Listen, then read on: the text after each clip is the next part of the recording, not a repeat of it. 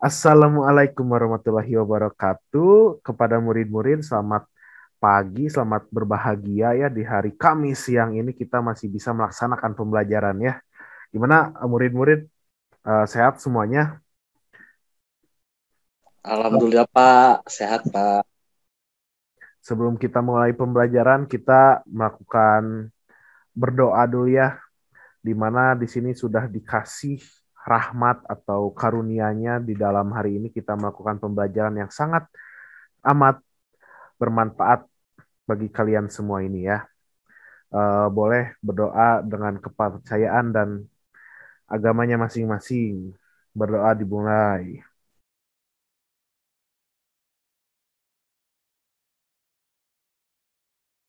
Selesai.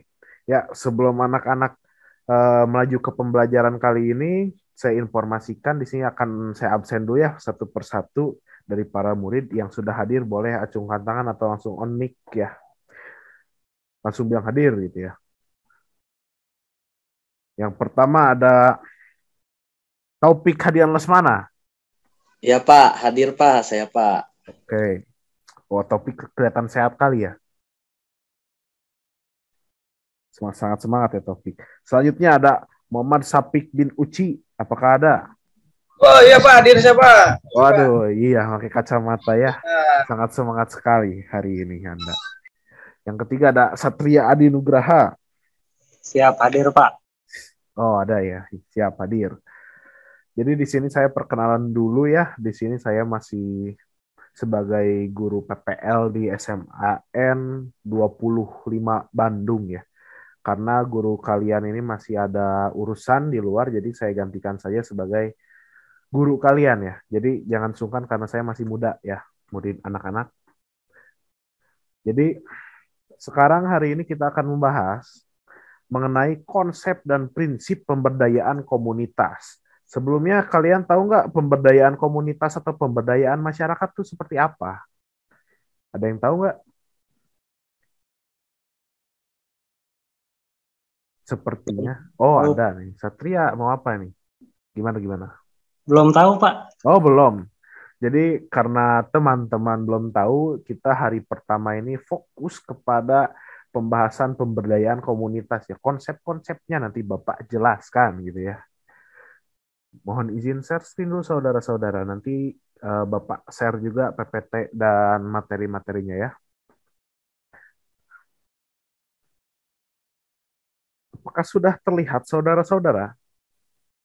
Sudah Pak, aman Pak. Oke. Pak, terlihat Pak di sini Pak. Oke, siap. Terima kasih. Di sini ada evaluasi aksi pemberdayaan komunitas ya. Apa sih evaluasi pemberdayaan komunitas itu? Dilihat dari satu kata dulu ya, teman-teman. Evaluasi adalah kegiatan pengamatan dan analisis terhadap suatu keadaan peristiwa, gejala alam, atau suatu objek gitu ya, atau sesuatu objek. Jadi di sini siswa atau kalian semua bisa mengamati gejala-gejala sosial ya, khususnya di sini kita pelajaran sosiologi. Jadi kalian semua bisa mengamati atau memahami keadaan sosial atau kondisi di suatu masyarakat atau masyarakat tempat Anda tinggal. Misalnya Satria ini beralamat di Sarijadi. Jadi Satria bisa mengamati masalah-masalah atau keadaan sosial di lingkungan Sarijadi tentunya ya. Jadi sudah mengamati di sini evaluasi itu melakukan penilaian ya. Jadi setiap ada evaluasi itu mencakup kalian mengamati, kalian sajikan, kalian melakukan penilaian. Jadi apa yang kurang di sana atau masalah-masalah di sana kalian melakukan penilaian di sana. Kayak misalnya ada masalah ini, masalah A, masalah B. Masalah A ini bisa diselesaikan dengan cara apa? Melakukan penilaian di sana. Jadi evaluasi. Jadi perbaikan gitu. Misalnya nilainya masih 5, nanti munculnya solusi ini jadi nilainya 10. Oh, kayak gitu. Evaluasi ya. Kegiatan evaluasi itu mencakup observasi, pengamatan, observasi itu. Yang kedua, membanding-bandingkan antara hasil pengamatan dengan pedoman yang ada atau telah ditetapkan lebih dahulu. Yang terakhir ada pengambilan keputusan atau penilaian atas objek yang dia amati, yang tadi saya sudah katakan ya. Di sini pun ada konsep-konsep ya. Teman-teman bisa baca Di sini ada evaluasi itu harus objektif gitu. Dalam arti harus dilakukan berdasarkan data dan fakta. Jadi bukan dari pendapat kalian gitu ya. Kalau misalnya mau mengevaluasi suatu masalah atau suatu fenomena gitu. Tapi kalian itu harus base data gitu. Jadi kalian cari artikel atau cari mungkin media sosial ya atau web-web lain yang bersinggungan dengan masalah yang kalian amati gitu. Jangan sampai kalian menyajikan suatu data atau suatu masalah yang kalian hanya menurut kalian aja gitu, bukan menurut orang lain gitu. Boleh menurut kalian, tetapi berlandaskan kepada sumber yang sudah dicantumkan gitu. Misalnya buku, media sosial, ataupun koran juga bisa, atau buku-buku yang lainnya kayak buku pelajaran juga bisa. Jadi nggak ngalur kidul kalian ngebahasnya kayak gitu ya. Di sini ada jenis evaluasi, teman-teman bisa dilihat sendiri ada 6 jenis evaluasi, evaluasi formatif dan evaluasi sumatif, ada ongoing evaluation dan ex post evaluation, 3 evaluasi intern dan evaluasi ekstern, yang selanjutnya ada evaluasi teknis dan evaluasi ekonomi, selanjutnya ada evaluasi program, pemantauan program, dan evaluasi dampak program, yang terakhir ada evaluasi proses dan evaluasi hasil. Di sini nanti kalian ada ya di buku masing-masing, di sini dicantumkan, jadi nanti kalian tinggal baca aja, karena sangat penting tahu, karena nanti kalian disuguhkan suatu project ya, nanti Bapak kasih tahu ya, surprise ya. Di sini ada ragam evaluasi dan pemberdayaan komunitas. Apa sih tujuan evaluasi dan aksi pemberdayaan komunitas itu? Pada dasarnya tujuan evaluasi adalah untuk mengetahui seberapa jauh kegiatan-kegiatan yang dilaksanakan telah sesuai atau menyimpang dari pedoman yang telah ditetapkan. Di sini ada kegunaan evaluasi pemberdayaan komunitas, yaitu yang satu ada kegunaan operasional, kegunaan analitis bagi pengembangan program, dan kegunaan kebijakan.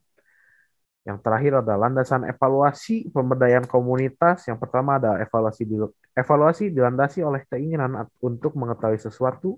Yang kedua ada menjunjung tinggi nilai-nilai kebenaran. Yang ketiga yang pastinya objektif ya.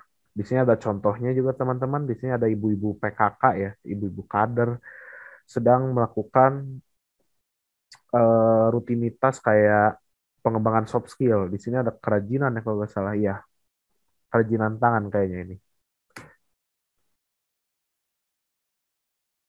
Nah, di sini ada catatan-catatan seperti berikut. Boleh dibaca ya, teman-teman.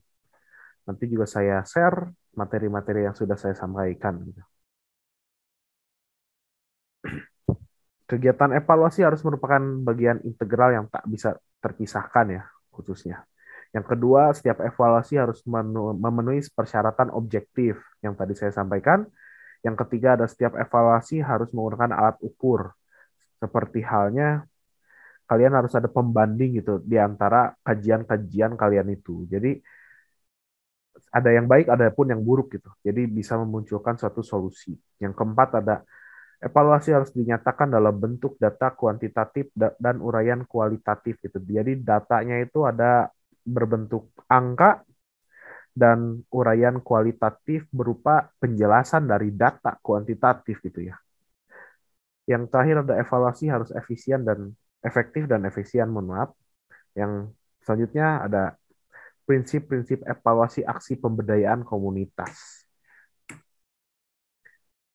Di sini ada kualifikasi evaluasi aksi pemberdayaan komunitas yang untuk memperoleh hasil evaluasi yang baik, setiap evaluasi harus dilaksanakan agar memenuhi syarat. Jadi evaluasi itu harus ada syaratnya ya teman-teman. Jadi nggak sekedar kalian melakukan ada pemberdayaan komunitas langsung kalian evaluasi tanpa syarat-syarat, pasti ada gitu. Yang pertama adalah memiliki tujuan yang jelas dan spesifik. Yang kedua menggunakan instrumen yang tepat dan teliti. Yang ketiga adalah memberikan gambaran jelas tentang perubahan perilaku penerima manfaat. Yang selanjutnya ada evaluasi harus praktis. Yang terakhir ada objektif. Di sini objektif paling penting ya teman-teman, karena kita tuh harus memiliki pedoman dalam mengevaluasi suatu kegiatan. Yang selanjutnya ada pendekatan dalam pelaksanaan evaluasi aksi pemberdayaan komunitas. Jadi di sini ada pendekatan kebutuhan, ada pendekatan informal, ada pendekatan forum masyarakat, ada pendekatan indikator, dan yang terakhir ada survei dan sensus. Di sini oleh karenanya diperlukan adanya evaluasi yang diarahkan untuk mengevaluasi keseluruhan unsur gitu ya, atau subsistem dari sistem pemberdayaan itu. Jadi ada evaluasi kebijaksanaan, evaluasi proses, evaluasi logistik, evaluasi sistem pengawasan. Jadi semua hal yang mencakup dengan pemberdayaan komunitas atau proses dalam pemberdayaannya kita harus lihat gitu. Ada dari kebijaksanaannya atau tujuan programnya itu apa gitu. Kayak ada yang misalnya melenceng, kalian evaluasi, kalian berikan solusi gitu.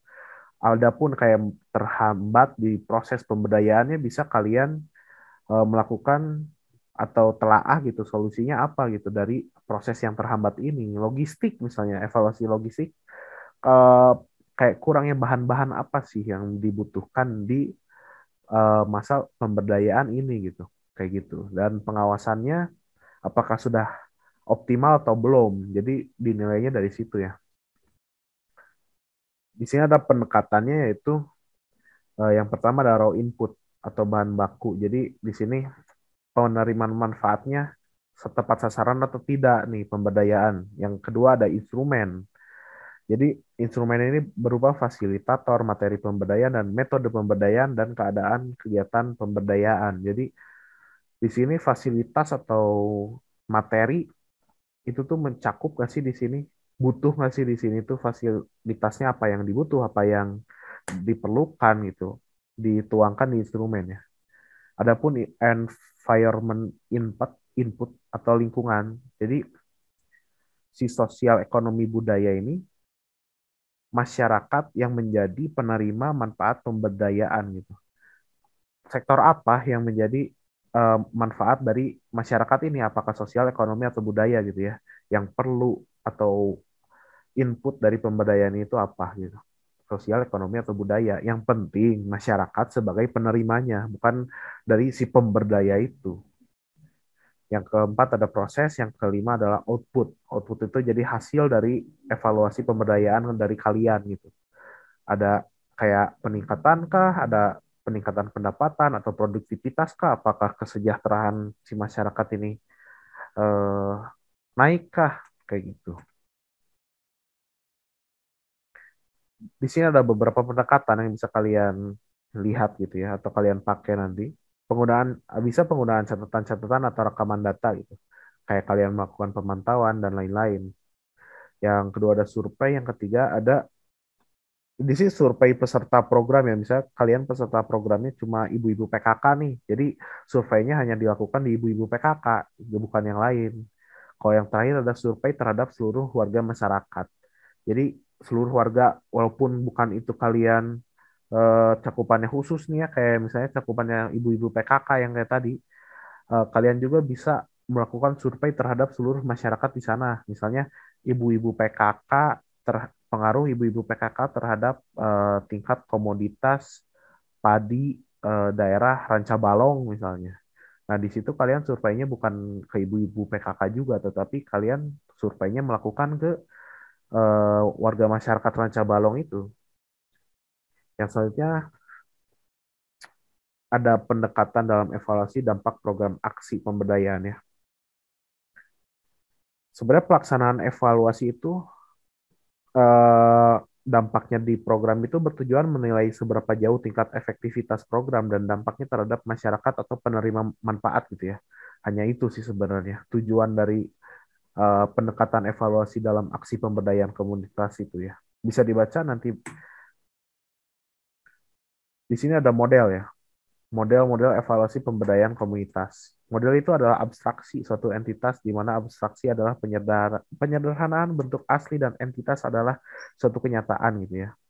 Jadi ada model-modelnya juga di sini kalian bisa baca model fisik, model naratif, model grafik, model matematik, model deskriptif, prediktif, normatif, ikonik, analog, simbolis. Jadi banyak model yang bisa diterapkan dalam aksi pemberdayaan komunitas gitu ya. Ya mungkin segitu saja yang bisa saya sampaikan dalam materi dari pemberdayaan komunitas khususnya. Barangkali dari siswa-siswa sekalian ada yang mau ditanyakan perihal pemberdayaan komunitas. Kalau tidak ada, mungkin kita bisa masuk ke sistematika nanti, sistematika laporan ya, sistematika laporan pemberdayaan komunitas yang nanti kalian bisa terapkan gitu ya. Dan katanya kata Pak Agus ini kan nanti siswa juga disuruh untuk membuat eh, apa itu laporan pemberdayaan komunitas. Jadi kalian nanti membentuk pemberdayaan komunitas sendiri gitu. Nanti bisa dibentuk kelompok. Nanti saya share saja ya tata cara tugasnya kayak gitu. Dari teman-teman sekalian ada pertanyaan atau tidak? Cek Pak, saya mau nanya. Baik, Den Satria gimana? Iya, kan tadi teh ada survei ke peserta gitu ya Pak, kalau nggak salah baca tadi. Nah, kalau misalkan kita teh pengen evaluasi pemberdayaan, terus ke survei peserta, tapi kan kadang pesertanya teh ada yang ini gini Pak, yang nggak jujur teh atau gimana gitu Pak. Kan biasanya orang-orang mah kalau ditanya teh, iya gitu, enak, bagus. Tapi gimana gitu Pak, buat biar benar gitu teh. Jadi biar surveinya benar dan ini ya. Gitu sih Pak, paling pertanyaan saya. Oh, berarti dari survei di sini ya. Jadi yang survei tadi sebenarnya itu adalah hal yang masalah ya, termasuk masalah gitu. Masalah di sini di mana banyak orang-orang yang tidak jujur atau tidak kooperatif gitu dalam pelaksanaan pendekatan kayak pemberdayaan gitu ya. Ada suatu solusi kayak melakukan pendekatan yang memang kalian itu terjun langsung gitu. Bukan mengatasnamakan lembaga, tetapi mengatasnamakan kalian peduli terhadap masyarakat tersebut gitu. Tidak mungkin gitu ya suatu pemberdayaan komunitas ini dilakukan hanya dengan sehari gitu. Karena kan kalian cuma bikin rancangannya saja yang sesuai instruksi Pak Agus tadi. Jadi yang memang dalam pelaksanaannya kita tidak tahu yang mana yang benar atau yang mana yang salah. Makanya ada survei itu ada beberapa tahapan gitu kayak survei ke masyarakat, survei ke lembaga, atau survei ke langsung ke apa ya namanya itu tokoh-tokoh masyarakat di sana. Jadi agar memang terpercaya bukan hanya kalian itu mensurvei dari masyarakat saja, tapi survei dari beberapa aspek masyarakatnya gitu, kayak tokoh-tokoh atau kepala keluarganya. Masyarakat itu kan cakupannya luas ya, nggak bisa mewakilkan semua dan memang pendapatnya berbeda-beda dan merasakan nasib yang berbeda-beda juga. Jadi kalian di sini kan kalian memberdayakan suatu misalnya desa nih ya, desa nggak mungkin kalian menanyakan atau melakukan survei kepada setiap ini ya, setiap apa ya masyarakat di sana. Tapi kalian bisa menanyakan kepada langsung ke kepala desa, apa sih ini kekurangannya si desa ini? Apa sih yang dibutuhkan di desa ini? Jika kalian udah survei ke si kepala desa, kalian bisa olah datanya, terus kalian biar data itu valid bisa tanyakan lagi ke masyarakat. Kayak masyarakatnya hanya beberapa saja gitu. Apakah kalian di masyarakat itu, apakah masyarakat ini merasakan hal yang sama gitu? Kalian bikin kayak sampel, beberapa sampel 5 masyarakat atau 6 masyarakat, kalian tanyakan yang emang data yang kalian sudah temukan di kepala desa, sajikan. Kayak gini contohnya, Pak, apakah benar di sini kekurangan air, kekurangan sumber daya manusianya juga untuk melaksanakan kayak gininya. Oh iya benar Den, benar. Nah, jadi kalian udah tahu gitu titik masalahnya di sana gitu. Jadi kayak gitu, Den Satria, apakah dapat dimengerti? Siapa mengerti? Oke, alhamdulillah kalau mengerti ya. Barangkali ada teman-teman lain? Pak mau bertanya Pak. Baik, Kang Topik. Ya, jadi ini Pak, kan tadi sudah dijelaskan ya ada beberapa konsepan tentang pemberdayaan komunitas nih apa ya. Nah di sini tuh saya tuh masih bingung gitu Pak. Kalau misalkan si konsepan pemberdayaan ini tidak sesuai dan tidak berjalan dengan baik gitu Pak, dan nanti hasilnya mungkin bisa dibilang kayak sedikit tidak memuaskan itu Pak. Nah, terus untuk ini yang kita memberdayakan komunitas ini, apa plan yang harus dilakukan gitu Pak? Untuk misalnya dari 90% jadi 100% gitu Pak, kurang lebihnya gitu Pak. Apakah diulang lagi untuk pemberdayaan komunitasnya lagi atau gimana Pak? Seperti itu sih Pak kalau dari saya Pak. Baik, terima kasih Taufik. Sebenarnya pertanyaan ini mungkin bisa ditanyakan kepada Pak Agusnya langsung ya. Di sini saya sharing pengalaman aja. Saya juga kan sebagai guru PPL ya. Jadi jikalau memang si pemberdayaan komunitas itu tidak sesuai dengan harapan atau tidak sesuai yang dimauin sama masyarakat gitu ya, kalian bisa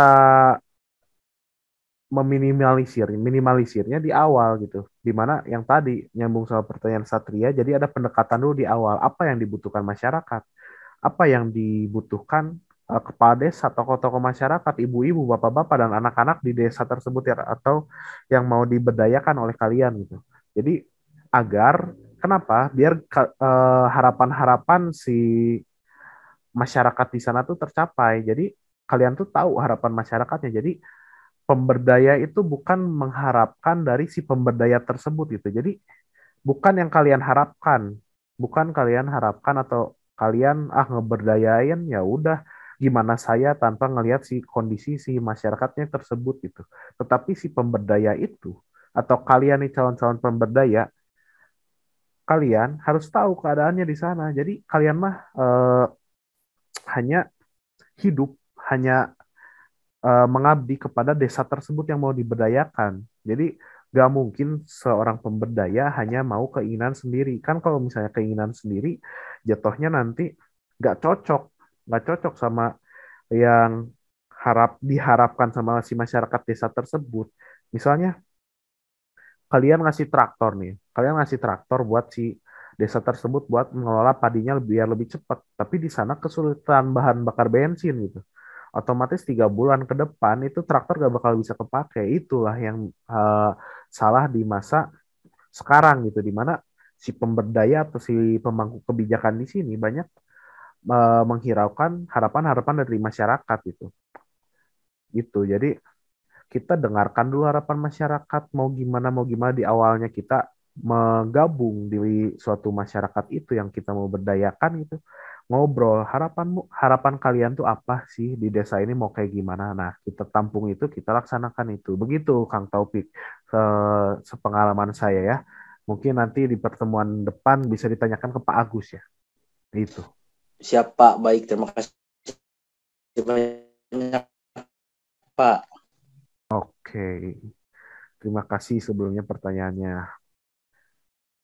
Mungkin di sini pun ada beberapa ini ya, beberapa tugas yang dititipkan kepada saya oleh Pak Agus. Bentar ya.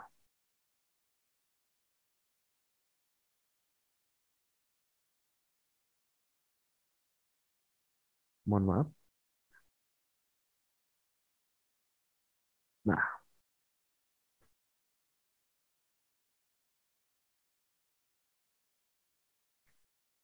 di sini Pak Agus ngirimkan, jadi kalian tuh harus membuat suatu rancangan pemberdayaan gitu. Rancangan pemberdayaan ya, suatu rancangan. Di sini ketentuannya ada yang Bapak kasih itu kata pengantar, daftar isi, bab 1 pendahuluan, ini tata cara penulisannya ya. Nanti Bapak kirimkan file-file template-nya buat kalian mengerjakan si rancangan laporannya. Nanti Bapak kirimkan biar seragam gitu satu kelas. Nanti kalian bisa ngisi langsung di situ. Kayak misalnya nih, bab 1 pendahuluan Bapak kasih template-nya. Jadi kalian tinggal ngisi-ngisi, isi-isi dari latar belakang, identifikasi masalah, rumusan masalah, pendekatan dan metode pemecahan masalah, dan sistematikanya. Jadi kalian tinggal ngisi-ngisi yang di sini aja ya. Nanti Bapak kasih seperti ini. Mungkin di sini ada 42 lembar, jadi ini menyesuaikan dari kelompok kalian saja. Jadi nggak plok banget 42 lembar, tapi yang penting isi-isinya itu bermakna ya. Kayak itu. Yang itu aja sih kalau dititipin sama Pak Agus kemarin ke saya. Jadi kalian kayak bikin rancangan pemberdayaan berbentuk laporan, waktunya itu sekitar 1 bulan ya. 1 bulan, karena ini termasuk ke tugas akhir. Tugas akhir buat tiket kalian melakukan ujian sekolah. Jadi mungkin bobotnya pun lebih besar ya. Kayak gitu. Sebenarnya sudah sih, nanti saya kirimkan semua materi dan sistematikanya, dan juga dikirimkan contoh-contoh dari laporannya ya tentunya, biar kalian punya patokan, punya pedoman. Untuk itu, ada lagi yang ditanyakan tidak untuk hari ini? Kalau tidak, Bapak akan tutup pertemuan kali ini. Kalau dari saya cukup, Pak. Oke. Dari saya cukup, Pak. Terima kasih.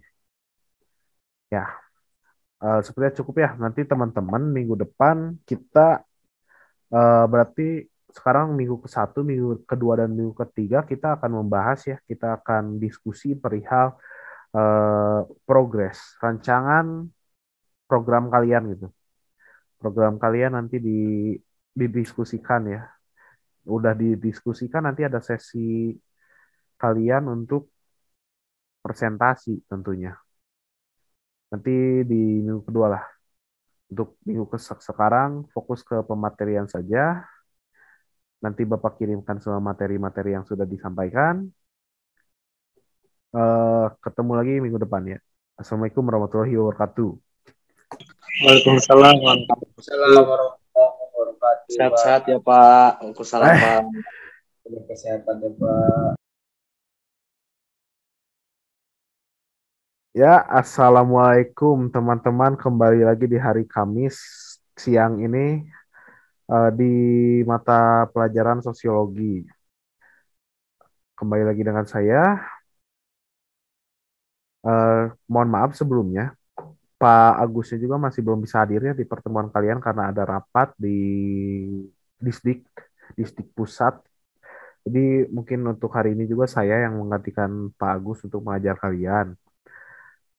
Untuk kemarin sebelumnya bahas apa kita? Oh, kemarin itu kita bahas dari konsep ya, konsep pemberdayaan komunitas, evaluasi pemberdayaan komunitas. Di sini mungkin sebelum kita mulai pembelajaran, bisa dari teman-teman memerhatikan video pemberdayaan komunitas tuh kayak gimana sih, yang mungkin kemarin belum saya sampaikan karena keterbatasan waktu tentunya. Di sini sudah ada semua dari absen ya. Oh, sudah ada. Jadi di sini saya akan tampilkan beberapa cuplikan mengenai pemberdayaan komunitas yang dapat dilihat dan diamati ya. Pemberdayaan itu seperti apa sih? Ya seperti ini.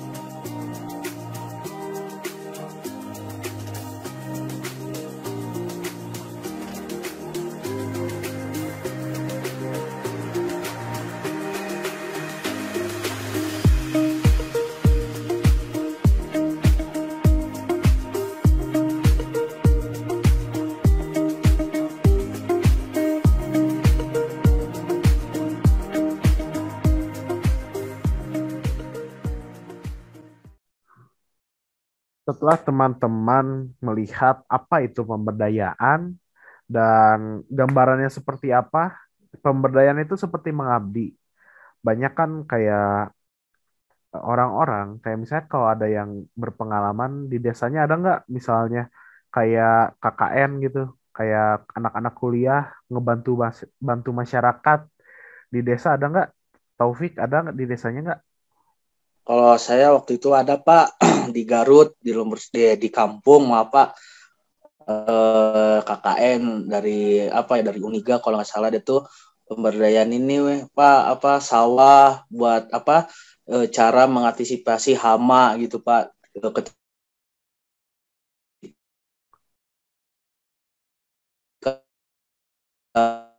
musim kemarau kan banyak tuh siswa-siswi dari Uniga Universitas Garut buat melakukan itu sosialisasi gitu Pak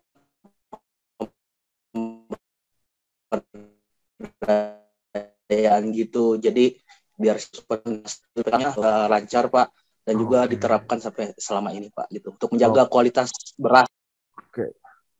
Baik, Taufik, terima kasih ya gambarannya. Mungkin bisa mencakup dari teman-teman semua. Jadi pemberdayaan tuh seperti itu gitu. Kayak misalnya anak mahasiswa gitu, mahasiswa-mahasiswa yang sedang mengabdi di masyarakat pelosok gitu, kayak di desa-desa terpencil ya kayak gitu, yang seperti Taufik contohkan itu anak-anak dari mahasiswa Uniga mengabdi kepada masyarakat Garut untuk memberdayakan masyarakat atau meningkatkan taraf hidup masyarakat yang ada di pelosok gitu ya. Contohnya kayak gitu ya teman-teman, itu adalah pemberdayaan. Nah, di sini mungkin teman-teman dari calon pemberdaya atau calon mahasiswa yang akan melakukan KKN ya, kuliah kerja nyata, bisa nanti pasti berpengalaman ke arah sana ya. Pasti memberdayakan masyarakat gitu. Kalau kalian mau jadi mahasiswa ya. Amin. Jadi eh, di sini kalian nggak langsung terjun jadi pemberdaya ya. Karena kalian kan masih kelas 12. Jadi di sini kalian lebih ke arah di mana gitu. Kayak rancangannya. Rancangan kalian tuh mau apa sih eh, di masyarakat itu? Kalian mau apa gitu? Kayak mau nyajiin apa gitu di masyarakat desa atau masyarakat pelosok itu. Kayak gitu. Jadi barangkali nanti bisa dijadikan paper atau sama saya sendiri atau sama Pak Agus. Laporan-laporan kalian nanti dibukukan untuk jadi suatu acuan gitu dari ke pemberdaya-pemberdaya di Indonesia ataupun di Kota Bandung ini gitu. Jadi mungkin di sini kita sesi diskusi aja. Kan kemarin kita udah ada tugas untuk membuat laporan ya, laporan. Di sini kan saya udah share juga kayak template-nya dan materinya. Di sini ada yang mau didiskusikan nggak? Karena hari ini kita hanya diskusi di mana atau laporan progres setiap judul-judul pemberdaya. Mungkin dari kelompok satu yang diketuai oleh siapa ini ketuanya dari kelompok satu? Taufik, Sapik, atau Satria? Boleh disampaikan aja apa aja yang mau dilakuin di desa kalian yang ini, desa kalian yang 7. Pak mau izin Oh iya, iya. eh, memberikan apa ya tadi teh saya penjelasan dikit juga. Kayak kalau misalkan yang sekepikiran saya mah ya Pak. Jadi kan kalau saya sih belum nemu ya Pak tempat tempat buat pemberdayaannya. Tapi saya masih mikir di dekat-dekat rumah gitu Pak. Karena kan di sini juga ada yang masyarakatnya teh belum berdaya gini Pak. Nah, jadi kalau rancangan Mas yang gambaran saya mah mengenai ini Pak pemberdayaan melalui sampah gitu Pak. Apalagi kan sekarang sampahnya kan masalah ini ya. Apa namanya? Masalah umum gitu ya. Semua desa ada gitu ya masalah sampah. Nah, gimana cara buat jadiin sampah itu teh bisa beruang gitu Pak. Jadi menghasilkan uang itu dari sampah gitu. Paling baru kepikiran itu sih Pak saya. Jadi masih sedikit buat laporan yang bisa saya sampaikan Pak. Oke, terima kasih kelompok satu. Jadi di sini teman-temannya ada Sapik, Satria, sama Topik ya, diwakilin sama Satria ya. saya kritisi dulu, mungkin ini suatu hal yang perlu di masyarakat atau perlu bagi lingkungan sekitar kalian gitu, di mana sampah kan udah pasti menumpuk ya, pasti menumpuk. Di sini kalian bisa pakai strategi, kalian ngobrol sama apa ya, ketua desa, bukan ketua desa berarti ya, ketua wilayah di sana, tokoh-tokoh di sana, di mana kalian mempunyai ilmu di mana mem- apa ya, memecahkan solusi itu. Misalnya kan itu ada sampah yang tidak bisa dikelola atau sampah yang bisa dikelola kayak daur ulang gitu ya. Jadi sampah itu bisa dijadikan duit kayak gitu. Bisa kayak suatu hal yang kecil, mungkin teman-teman juga pernah lihat ya, kayak sampah organik, sampah anorganik, sampah yang bisa daur ulang, sampah yang tidak bisa daur ulang gitu. Ini suatu apa ya? Bukan berdaya gitu. Ini pemberdayaan yang bentuknya bisnis. Jadi sampah itu bisa dijadiin bisnis gitu. Kalau menurut saya, sampah itu bisa dijadiin bisnis. Bisnis ini dan bisa berkelanjutan pula gitu. Karena sampah itu pasti setiap hari ada. Di Indonesia pun beberapa ton sampah tetap ada di setiap harinya. Jadi ini suatu hal yang pikiran besar gitu yang bisa menyelesaikan masalah di masyarakat kamu. Kayak gitu sih, kayak paling di sini butuh beberapa media gitu buat ngelaksanain program yang kalian lakukan itu, terutama sampah.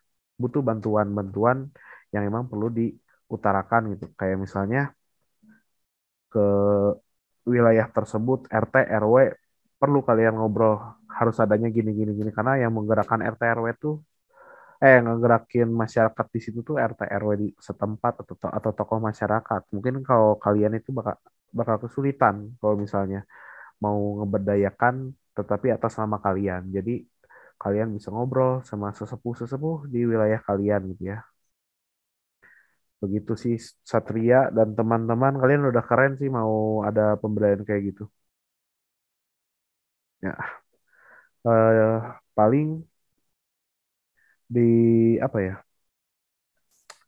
Nanti dibikin laporannya bisa secara sistematis ya. Atau misalnya kalian sulit buat mencari referensi-referensi pemberdayaan hal seperti itu, nanti Bapak kirimkan beberapa pemberdayaan gitu yang memang bersifat bisnis ya. Mungkin bisa dicari-cari, nanti kalian tinggal masuk-masukkan dari pemberdayaan sebelumnya, nanti Bapak cari, nanti saya kirim ya. Gitu paling. Ada lagi kesulitan tidak yang dari kelompok Satria ini? Tidak ada. Tidak ada Pak untuk saat Oh, ini Pak, aman. Pak, belum ada Pak. belum ada ya. Jadi nanti kalian bisa chat Bapak langsung perihal pemberdayaan kalian atau kendala kalian, nanti Bapak respon lewat WhatsApp aja ya. Atau enggak di WhatsApp grup kelas pun bisa, tapi personal pun bisa. Bapak terbuka. Nah, nanti setelah diskusi ini selesai, nanti ada beberapa diskusi secara langsung ya, di luar dari jam pembelajaran. Nanti barangkali teman-teman ada yang mau diskusi secara langsung pun bisa. Tetapi diskusinya bisa langsung di sekolah aja ya. Nanti ketemu Bapak langsung, Bapak ada di ruang guru, langsung aja konsultasiin semua hal-hal yang berbau dengan laporan itu ya. Kayak gitu sih. Nanti pada minggu keempat nanti ada diadakan sesi presentasi. Jadi presentasi ini berbeda dari yang lain gitu. Presentasinya sederhana, jadi berbentuk kalian buat video saja. Karena kan kita sudah era digital ya. Kalian bentuk video yang berbau-bau presentasi. Presentasi di lapangan kayak gimana gitu. Kayak misalnya videonya tuh semacam penjelasan saja. Mau itu dibuat dengan kalian berbentuk animasi yang memang saya tahu tuh Powtoon. Powtoon bisa, mau kalian ngomong juga pun bisa, itu sekreatif kalian aja ya bentuk presentasinya. Kelompok lain pun sama, karena di sini kita kan keterbatasan waktu karena minggu ke minggu kedua bulan depan tuh bakal adakan US ya. Jadi kita manfaatkan waktu semaksimal mungkin dengan laporan ini. Kalian bentuk video saja, video kreatif begitu. Nanti minggu depan kita diskusi-diskusi lanjutan aja ya biasa kayak gini perihal kesulitan kalian lagi nyusun laporan. Bisa di luar jam pelajaran, kalau emang masih jam belajar di sekolah, boleh dilakukan secara WA aja, bisa. Jadi kayak gitu. Paling untuk pertemuan kali ini seperti itu saja. Terima kasih ya teman-teman udah hadir, menyempatkan waktu. Sehat selalu buat teman-teman. Jangan lupa makan, jangan lupa minum, jangan lupa dikerjain ya laporannya karena ini menyangkut tugas dari Pak Agus selaku guru kalian ya. Karena saya di sini hanya fasilitator kalian aja gitu. Kayak sering aja gitu. Kalau memang nyamannya kalian mau diskusi ke Pak Agus ya Pak Agus. Kalau ke saya ya saya. Sama saja kok. Karena emang Pak Agus mah lagi sibuk, jadi ke saya saja sih. Kasihan Pak Agus, takutnya nggak enak kalian, jadi ke saya saja. Gitu paling. Terima kasih. Wassalamualaikum warahmatullahi wabarakatuh.